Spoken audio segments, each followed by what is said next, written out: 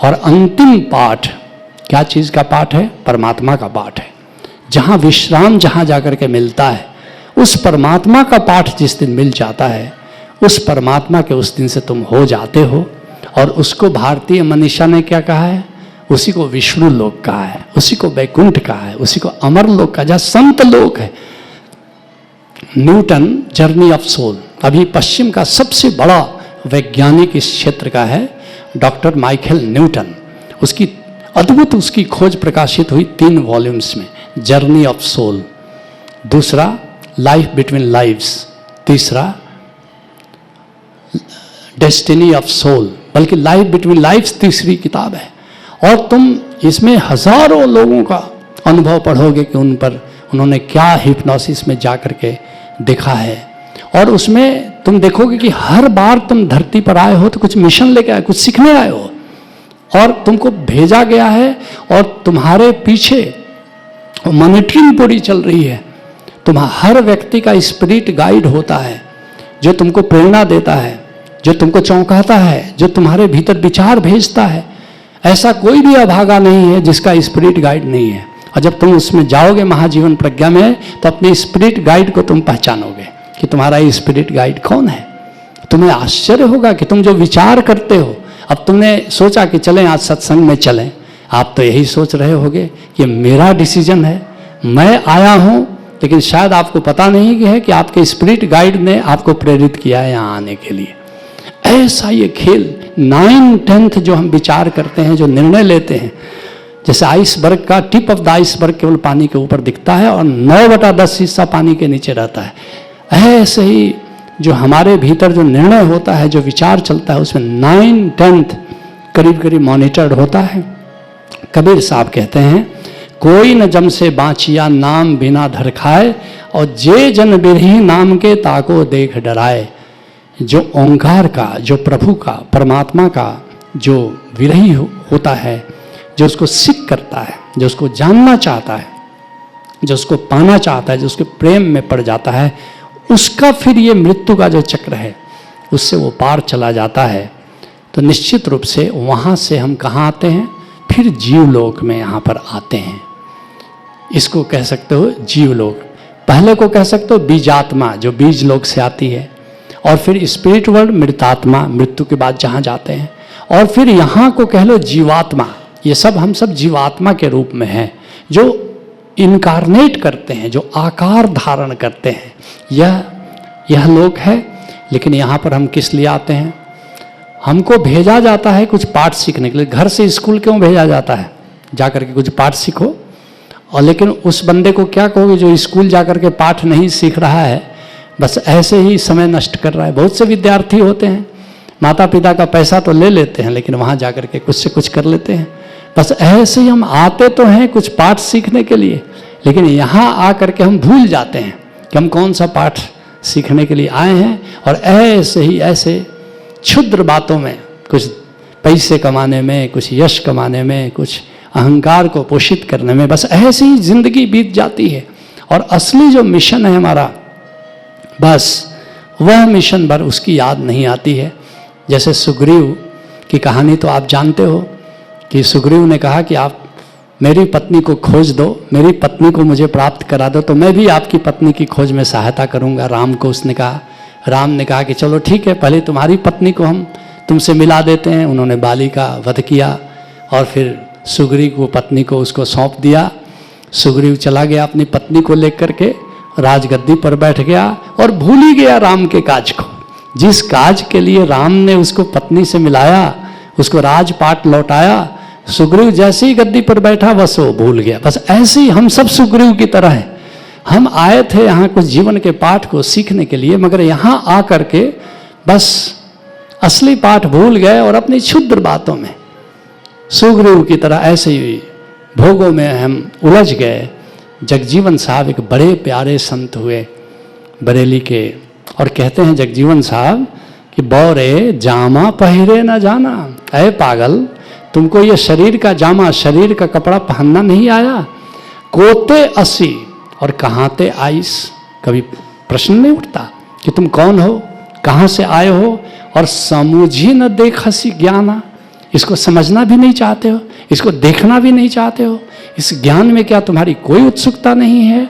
और घर वह कौन जहां रह बासा, वह कौन घर है जहां से तुम आते हो, जहां तुम रहते हो, वो कौन सा घर है?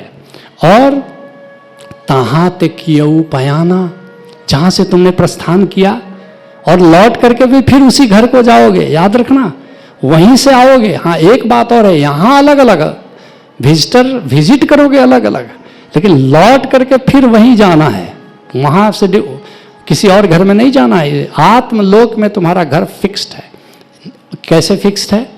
जैसे चांद पर कोई जाता है, यहाँ से यान जाता है, तो क्या करते हैं, जो मदर क्राफ्ट है वो ऊपर तैरता रहता है और उसमें से कैप्सूल निकल करके चांद पर जा करके अपना विजिट करता है, फिर वो कैप्सूल आके मदर क्राफ्ट में फिट कर जाता है। ऐसे ही हमारा मदर क्राफ्ट वहीं पर है, उसमें से 50% या 40% या कोई बुद्ध हुआ तो 30%, कोई महासंत हुआ तो 20% ही ऊर्जा लेकर के यहाँ पर आता है और कैप्सूल की तरह यहाँ आता है। और ये कैप्सूल जैसे ही यहाँ से चला, वो मदर क्राफ्ट का चुंबक उसको खींच लेता है और जाके मदर क्राफ्ट में फिट कर जाता है। इसलिए मदर क्राफ्ट वो तो फिक्स्ड है जहाँ पर है, और उसी मदर क्राफ्ट में लौट करके जाना होता है। उसी बात को कहते हैं जगजीवन साहब कि कौन, कहाँ से तुम आए हो, और यहाँ तो रही हो 2-4 दिन, अंत कहाँ कह जाना। कितने दिन यहाँ रहोगे बताओ? 4 दिन। जीवन के कितने दिन? संतों ने कहा कि 4 दिन की जिंदगी है और फिर लौट करके वहीं जाना है। लेकिन इस बात पर हम नहीं सोचते कि वास्तव में हम किस लिए यहाँ आए थे, मिशन क्या है, कौन सा पाठ हम जीवन का सीखने आए थे। पलटू साहब भी बड़े अद्भुत संत हुए, उनको दूसरा कबीर भी कहा जाता है। सारे संतों ने ये बात कही, मैं तो कुछ संतों का नाम ले रहा हूँ क्योंकि बात को समझाने के लिए। अजीब बात है कि सारे संतों की बात है, सबे सयाने एक मत, सबकी एक ही बात, और जिन पहुँचे तिन कह गए सबकी एक ही बात। सबे सयाने, सारे संतों ने जो बात कही है, सारे वैज्ञानिक आज जिसको बात को कह रहे हैं, यहाँ संत और वैज्ञानिकों में समानता है। यहाँ संत और वैज्ञानिक एक हो गए हैं, उनमें कोई भेद नहीं है। कहते हैं पलटू साहब, इतनी बात चेत नहीं तुमको, किस कारज को आया। अरे इतना भी चेत नहीं है कि धरती पर आए हो किस लिए, किस कारज के लिए आए हो, और को तुम, कौन हो तुम, कहाँ ते आया, कहाँ से आए हो, उस आत्मलोक से। कभी सोचते नहीं कि तुम कहाँ से आए। और बारंबार ठगाया, और हर बार यहाँ के ठगे चले जाते हो। क्यों ठगे चले जाते हो? जो करने आए थे वो भर नहीं किया, बाकी सब धंधा करते हो। और इतनी बात भूले के कारण फिर गोता खाया। बस इतनी बात भूल जाने के कारण कि इस धरती पर व्हाट इज आवर मिशन, क्या objective, what is the objective life, हम क्या पाठ सीखने आए हैं, बस ये भर नहीं विचार करते, नहीं चिंतन करते, और बार बार ऐसे ही ठगाते हैं, धोखा खाते हैं और जीवन की बाजी हार करके चले जाते हैं। फिर और जा करके फिर याद आता है, अरे हम तो गए थे, किस आए थे, हरिभजन को ओटन लगे कपास, हम तो आए थे कुछ ऑब्जेक्टिव पूरा करने को, मिशन के लिए, लेकिन यहाँ आकर के किन क्षुद्र वासनाओं में हम पड़ गए। चरणदास दिल्ली के महान संत हुए, वो भी अपने अंदाज से इस बात को कहते हैं, अरे नर हरि का हेत न जाना। अरे मनुष्य, गोविंद ने किस लिए यहाँ भेजा, बस वो उद्देश्य तुमने नहीं जाना। और अरे नर हरि का हेत न जाना, उपजाया सुमिरन के काजे तय कुछ और ठाना। अरे तुमको तो भेजा था कि जरा समाधि को जानो, सुमिरन को जानो, गोविंद को जानो, आत्मा को जानो, परमात्मा को जानो, लेकिन तुमने कुछ और ही ठान लिया, अपना मूल उद्देश्य नहीं याद रखा, बल्कि तुम भाग गए, कहीं और भाग गए। और गर्भ माही जिन रक्षा कीनी, वहाँ खाने को दीना। देखो तो सही, गर्भ में तुम जाते हो, तुमको क्या ज्ञान है बताओ, कौन सी नौकरी और दुकानदारी कर रहे हो, लेकिन गर्भ में 9 महीने बच्चा रहता है, उसको भी पोषण मिलता है, उसको भी सब कुछ मिलता है वहाँ। और जठर अग्निसो राख लियो है अंग संपूर्ण किन्हा, उस जठराग्नि में तुमको रखता है और तुम्हारे सारे अंगों का निर्माण हो रहा है। आंख बन रही है, परमात्मा ख्याल रख रहा है कि देखेगा कैसे, कान बनाया ताकि सुन सको, नासिका बनाई ताकि गंध का मजा ले सको, त्वचा बनाई ताकि स्पर्श, देखो तो सब तरह से तुमको उसने संपूर्ण कर दिया है। और जठर अग्निशो खिलियो है अंग संपूर्ण की ना, बाहर आया बहुत सुध लीनी। और जब माँ के गर्भ से बाहर आते हो तो तुमको दूध पीने की कला सिखा करके भेजता है। बड़े लोगों को दूध पीने भेजो, नहीं पी सकते, लेकिन बच्चा को दूध पीना आता है, उसको कोई सिखाता नहीं। कौन सिखाता है? कोई तो सिखाया होगा, परमात्मा के सिवा और कौन सिखाता है? कि आते ही बच्चा दूध पीना जान लेता है। और दसन बिना पय पायो, और वो बच्चा बिना दांत के अपना भोजन जुटा लेता है, भोजन कर लेता है। और दांत भय भोजन बहु भांति, और तुमको दांत देता है ताकि तुम भोजन का आनंद ले सको, फल का आनंद ले सको, चावल दाल का आनंद ले सको। और हितसो ताही खिलायो, और कितना तुम्हारे भोजन का इंतजाम करते हैं। नाना प्रकार के वृक्ष, नाना प्रकार की वनस्पतियाँ, तुम्हारे भोजन का कितना सुंदर इंतजाम, हवा का इंतजाम, पानी का इंतजाम, जीवन को सपोर्ट करने के लिए परमात्मा का ये पूरा इंतजाम। तो देखो, तुम वाटर सप्लाई सिस्टम बनाते हो, नल बिछाते हो, और उस नल में भी कभी कभी पानी नहीं आता है, टंकी खाली हो जाती है। और परमात्मा का वाटर सप्लाई का इंतजाम देखो, तुम्हारी टंकी सबसे ऊपर होती है और परमात्मा की टंकी कहाँ है? समुद्र में है, सबसे नीचे है, और कोई पाइप नहीं बिछा हुआ है। और वहाँ धनबाद में कोई पौधा प्यासा हो तो परमात्मा कहेगा कि अरे बादलों उठो, बादलों को उठाता है। फिर हवाओं को कहता है अरे बादल, बादलों को उड़ाओ यहाँ से। धनबाद में एक नन्हा सा प्यासा पौधा इंतजार कर रहा है, और वहाँ से बिना किसी पाइप के बादल आते। जैसे ही धनबाद के ऊपर आया, अब बरस जाओ, वो पौधा प्यासा है और बादल बरस जाता है। दिखाओ इसका वाटर सप्लाई सिस्टम कितना सुंदर है, और कभी फेल नहीं करता उसका वाटर सप्लाई सिस्टम। ये सारे इंतजाम उसने जीवन को संपन्न करने के लिए उसने किए हैं। और तू कारण सब कुछ प्रभु कीन हो, और तू कीन्हा निज काजा। तुम्हारे लिए, हमारे लिए तो प्रभु ने सब कुछ किया, लेकिन हम क्या करते हैं? बस अपनी क्षुद्र वासनाओं में, क्षुद्र तृष्णाओं में, बस इसी में खो जाते हैं, और उसकी याद जरा भी नहीं आती जो मिशन लेकर के हमें भेजा गया है। और जग व्यवहार पगोही बोले तो ही ना आवे लाजा। लेकिन हम ऐसे ही जगत की चर्चा करते रहते हैं, ईर्ष्या, द्वेष, कामना, लोभ, बस इसी में हम रहते हैं। और कभी हमको उसके प्रति धन्यवाद भी नहीं निकलता, उसके प्रति कभी अहोभाव पैदा नहीं होता कि हमारे जीवन को प्रतिपल सपोर्ट कर रहा है।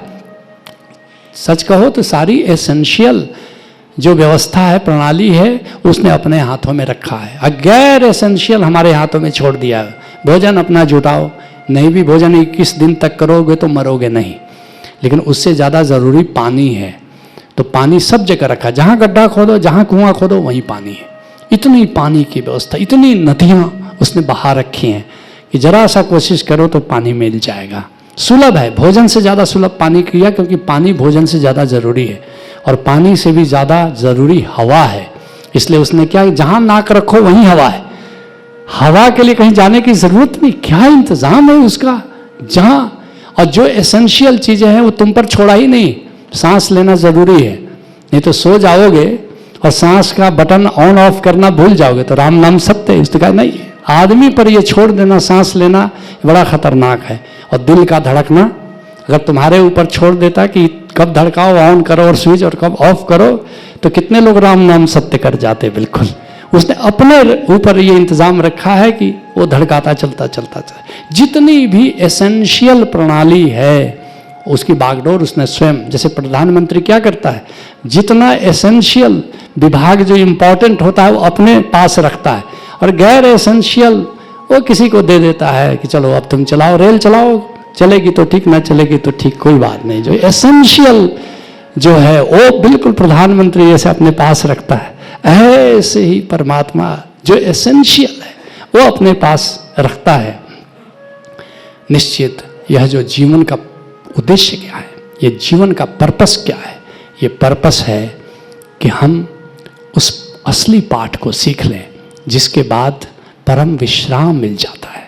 जिसके लिए गोस्वामी तुलसीदास जी कहते हैं, जाकी कृपा लवलेश ते मतिमंद तुलसीदास हूँ, पायो परम विश्राम राम समान प्रभु नाही कहूँ। जिसकी थोड़ी सी कृपा से तुलसीदास ने परम विश्राम पा लिया। ऐसे राम को जानना है, उसके प्रेम में पड़ना है और उसके साथ एक हो जाना है। जहाँ मुक्त लोक है, जहाँ सब वहाँ जाते हैं। अभी भी पश्चिम के वैज्ञानिकों ने उस मुक्त लोक को नहीं खोजा है जो भारत के संतों ने खोज लिया है। हाँ, एक ईमानदारी पश्चिम के वैज्ञानिकों में है। जितने सब्जेक्ट्स का उन्होंने एनालिसिस किया, सबने हिप्नोसिस में जा करके कहा कि उसी स्पिरिट जो शिवलोक में, जहाँ पर ये यमलोक है, वहाँ कोई संत आज तक नहीं मिला, कोई जीसस नहीं मिला वहाँ, बुद्ध नहीं मिले वहाँ, नानक नहीं मिले वहाँ। तो उन वैज्ञानिकों ने एक सवाल खड़ा कर दिया है कि वे संत कहाँ जाते हैं।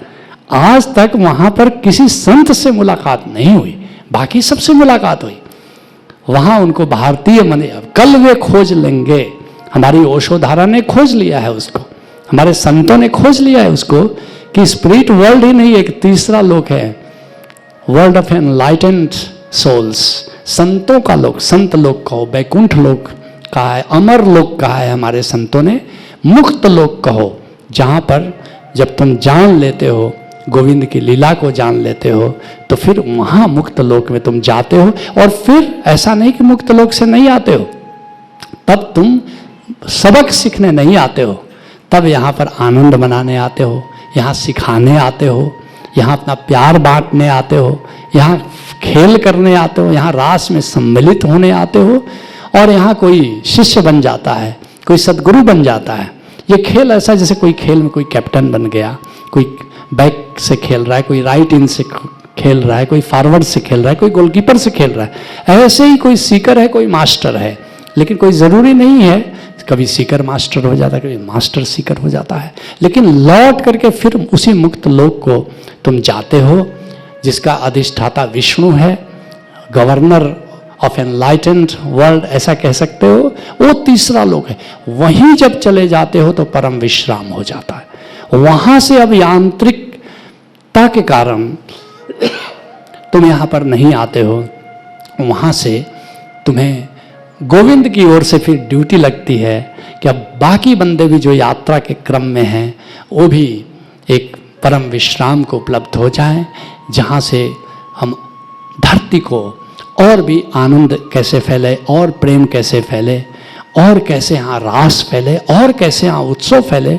इसमें कोई बुद्ध आता है, कोई कबीर आता है, कोई नानक आते हैं, कोई राम आते हैं, कोई कृष्ण आते हैं। कभी कभी क्या होता है कि जो ये जो एनलाइटेंड वर्ल्ड है, एनलाइटेंड जो लोक है, उसके गवर्नर विष्णु हैं। तो वहाँ से संत, अक्सर तो जैसे संत ही आते हैं यहाँ पर, कबीर, नानक, दादू, दरिया, ओशो।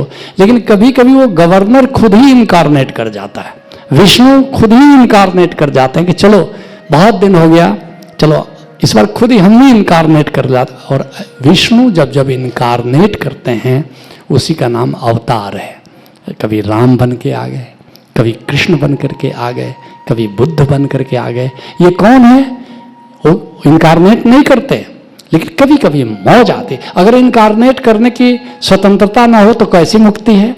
ये भी तो मुक्ति नहीं, वो भी तो एक बंधन है कि हम रूप धारण करना चाहें, जन्म लेना चाहें तो हम नहीं ले सकते। ये भी कोई मुक्ति नहीं है। तो कभी कभी मौज आ जाती है। तो जो गवर्नर ऑफ एनलाइटेंड वर्ल्ड जो है, उसका गवर्नर विष्णु ही स्वयं कहता है कि चलो इस बार चलते हैं। नहीं तो अधिकतर तो ऐसा होता है कि संत अपने पूरी महफिल के साथ निर्णय लेता है कि चलो जरा धरती पर रास रचाते हैं, धरती को जरा और सुंदर कर जाते हैं। जिसके लिए चरणदास कहते हैं, जो चाख है यह प्रेम सुधारस, निजपुर पहुंचे सोई। Who qualifies? कौन विष्णु लोक के लिए क्वालिफाई करता है? कौन संत लोक के लिए क्वालिफाई करता है? कौन मुक्ति के लोक के लिए क्वालिफाई करता है? कौन जा सकता है उस परम विश्राम में जा सकता है? जो चाहे यह प्रेम सुधारस। जो ओंकार है उसके कई डायमेंशन है, प्रेम भी उसका डायमेंशन है, उसके चैतन्य भी है, परम संगीत भी है, परम आलोक भी आत्मा का डायमेंशन है, आनंद भी उसका डायमेंशन, और प्रेम भी उसका डायमेंशन है। जब प्रेम की संत बात करते हैं तो अनएड्रेस्ड लव की बात करते हैं। जब आप प्रेम की बात करते हो, आपका मतलब होता है विद रिस्पेक्ट टू समवन, किसी के प्रति प्रेम।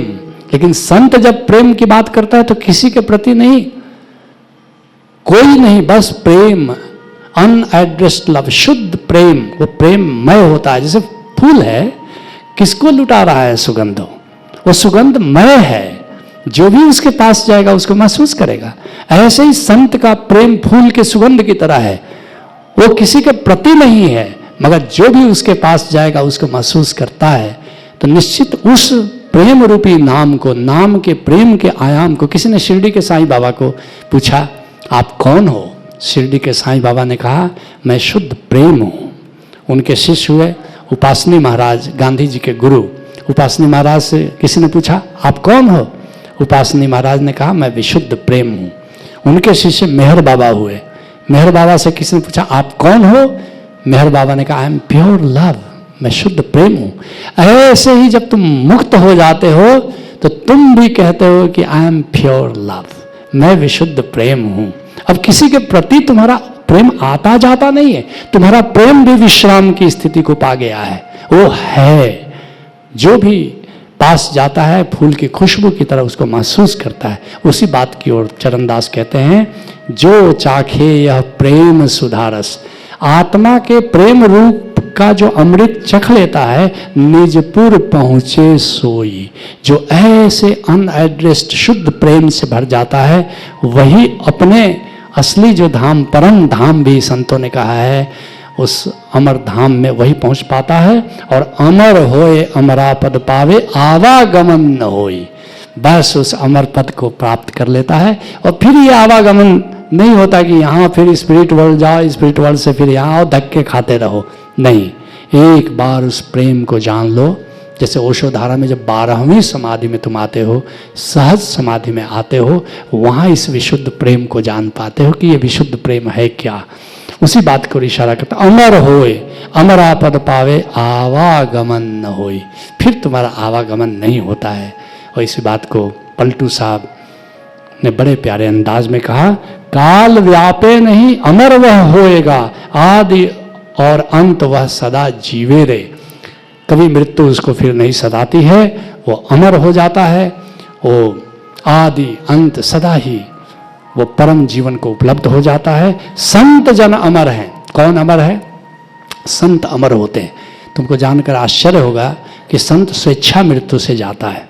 ऐसा नहीं कि हम आया और किसी दिन जैसे बिल्ली जो है ताक रही मिनकी, कहते हैं कि सुंदरदास की है, जैसे चूहे को बिल्ली दबोच लेती है, ऐसे ही वो काल की मिनकी थी, काल की बिल्ली ताक रही है और कब दबोच देगी।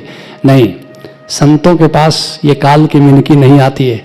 संत के पास बड़े अदब से राम स्वयं स्पिरिट गाइड तुम्हारा आता है, विष्णु लोक से कोई संत आता है और कहता है कि क्या इरादे हैं, अभी चलना नहीं है, संत लोक कब से सोना पड़ा है और तुम यहीं पर महफिल जमाए हो। तुम कहोगे कि जरा और देख लेते हैं, प्यारे बंदे हैं, थोड़ा और काम कर लेते। बोला ठीक है। फिर इंतजार करता है, फिर 5 साल के बाद फिर क्या इरादा है, संत लोग का भी तो ख्याल करो, वहाँ सोना है पड़ा हुआ, चलो। फिर कोई ओशो राजी होता है, अच्छा चलो चलते हैं।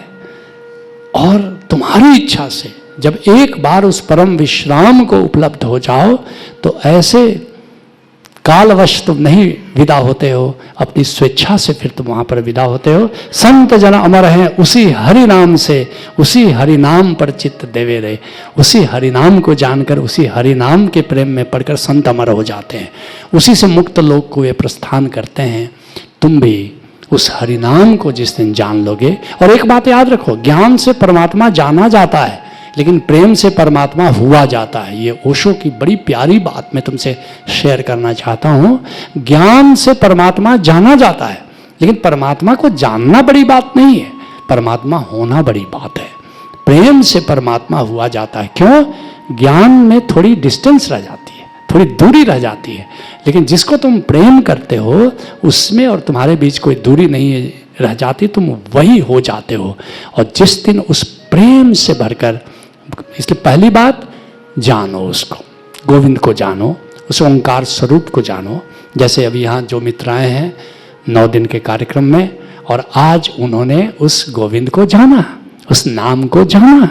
तुम भी 9 दिन के लिए जब आओगे तो 8वें दिन तुम गोविंद को जान लेते हो। अब यहाँ से उनकी यात्रा किस दिशा में शुरू होगी? अब प्रेम की यात्रा यहाँ से शुरू होती है धीरे धीरे। ओशो एक बड़ी प्यारी बात कहते हैं, ओंकार हमारा उद्गम है, ओंकार हमारा मूल है, ओंकार हमारा गंतव्य है। ओंकार से दूर निकल जाना नरक है, ओंकार के पास खिसकते चले जाना स्वर्ग है, और ओंकार से मिलकर एक हो जाना मुक्ति है, मोक्ष है। अब यहां से तुम्हारी यात्रा प्रेम की यात्रा, प्रेम की नाव पर होगी। अभी ज्ञान की नाव पर हो रही थी, 8 दिन तुमने ज्ञान की नाव पर सवारी की और परमात्मा को जाना, लेकिन अब तुम्हें हम प्रेम की नाव देंगे। यहां से प्रेम की सवारी होगी, प्रेम की नाव चलेगी, और एक दिन तुम परमात्मा ही हो जाओगे। एक दिन तुम मुक्त लोक के अधिकारी हो जाओगे, एक दिन तुम उस अमर पद के अधिकारी हो जाओगे, और उस दिन तुम परम विश्राम को उपलब्ध हो जाओगे। उस दिन तुम भी कह सकते हो, जात हमारी ब्रह्म है, माता पिता है राम, और गिरह हमारा शून्य में, अनहद में विश्राम। तो आओ थोड़ा सा गिरह हमारा शून्य में बता दें, और फिर अनहद में विश्राम। रीढ़ की हड्डी सीधी करके 2 मिनट बैठ जाएं, आंखें बंद कर लें। Please close your eyes. सांसें लंबी और गहरी, सहज प्राणायाम।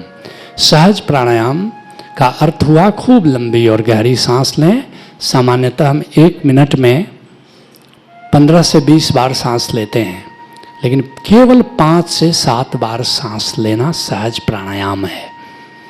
जो सहज प्राणायाम को जीवन की शैली बना लेता है, वो जीवन में कभी निराश नहीं होता। जो सहज प्राणायाम को जीवन की शैली बनाता है, वो शांत होता है, आनंदित होता है, कभी उसको क्रोध नहीं सता सकता, वो क्रोध से मुक्त हो जाता है। खूब लंबी और गहरी सांस। कृष्ण जिसको स्थित प्रज्ञ कहते हैं, कूटस्थ कहते हैं, सहज प्राणायाम में तुम भी उस स्थित प्रज्ञता को, कूटस्थता को प्राप्त कर लेते हो। कितना सरल है सहज प्राणायाम। खूब लंबी और गहरी सांस, और सांस लो और रोक लो। इसको योग में अंतर कुंभक कहते हैं। भीतर देखो, शून्य हो गया पर्दा। जब तक सांस रोक सको रोको, नहीं तो सांस छोड़ लेना, फिर सांस लेना, और सांस लेके फिर रोकना। भीतर देखो, शून्य का पर्दा है, और कोई विचार नहीं है यहाँ। तुम विचार करना भी चाहो तो नहीं कर सकते हो। पूजा घर में बैठते हो, लाख विचार तुम्हें तड़पाते हैं, परेशान करते हैं, लेकिन आश्चर्य, अभी तुम विचार करना चाहो और तुम विचार नहीं कर सकते। शून्य हो गया है पर्दा। सांस रोकना मुश्किल हो तो सांस छोड़ दो, फिर अगली बार सांस लो और देखो, और भीतर 10 इंच दूर देखो, गहराई में देखो। भीतर गहराई नजर आएगी, 3 डायमेंशनल, जैसे कुएं की गहराई होती है, जैसे बाहर के आकाश की गहराई होती है, ऐसे तुम भीतर भी गहराई पाओगे।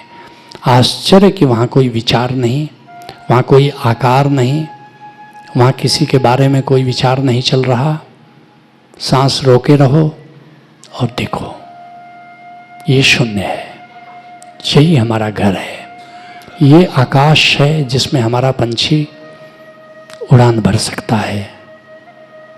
ये आकाश में बहुत कुछ है, जैसे तुम्हारे घर में बहुत कुछ होता है, तुम्हारा घर भंडार से भरा रहता है, ऐसे ये घर परमात्मा के भंडार से भरा हुआ है। इसी शून्य में हमारी आत्मा निवास करती है, इसी शून्य में परमात्मा निवास करता है, इसी शून्य में हमारा आत्मदेव विराजमान है। अगर इस घर से परिचित हो जाओ तो कोई कामिल मुर्शिद से नाता जोड़ो। यही ओंकार का प्रकाश है, यही ओंकार का संगीत है, यही सच्चिदानंद है, यही ओंकार का आनंद है, यही ओंकार का चैतन्य है, यही ओंकार का सत्य है। कोई विचार नहीं, कोई आकार नहीं, कोई अहंकार नहीं। गिरह हमारा शून्य में, अनहद में विश्राम। सामान्य गति से सांसें लें, ब्रीथ नॉर्मली, दोनों हाथ रगड़ लें और चेहरे को सहलाकर आंखें खोल लें। धीरे धीरे धीरे धीरे धीरे धीरे आंखें खोलें। 2 मिनट के प्रयोग से आप वहाँ पहुँच गए जहाँ बरसों की तपस्या से संत नहीं पहुँच पाता। इतना आपने देखा। आज जेट स्पीड से साधना कराई जा सकती है। केवल विज्ञान की ही तरक्की नहीं हुई, अध्यात्म की भी तरक्की हुई। ओशो कहते हैं कि पुराने ज़माने के सारे वैज्ञानिकों को एक पलड़े पर रख दो और आज के वैज्ञानिकों को दूसरे पलड़े पर रखो तो आज के वैज्ञानिकों का पलड़ा भारी पड़ेगा। ठीक ऐसे ही ओशो कहते हैं, मैं उम्मीद कर रहा हूँ आगे आने वाले कुछ वर्षों में अतीत के सारे संतों को एक पलड़े पर रख दो और आज के संतों को दूसरे पलड़े पर रख दो तो आज के संतों का पलड़ा भारी पड़ेगा। ओशो के इस मिशन को लेकर के हम चल पड़े हैं। निश्चित रूप से इस मिशन में आप सबका स्वागत है। अगर आप भी जानना चाहते हो गिरह हमारा शून्य में अनहद में विश्राम, तो निश्चित रूप से आपका हम स्वागत करेंगे। आपने मेरी बातें इतने ध्यान से, इतने प्रेम से सुनी, इसके लिए आपको बहुत बहुत धन्यवाद। और हमारी बातें सुनकर आपके मन में कहीं जिज्ञासा कुछ पैदा हुई हो, कुछ पूछना चाहते हो, तो निश्चित रूप से आपके प्रश्नों का स्वागत करेंगे। हरि ओम तत्सत।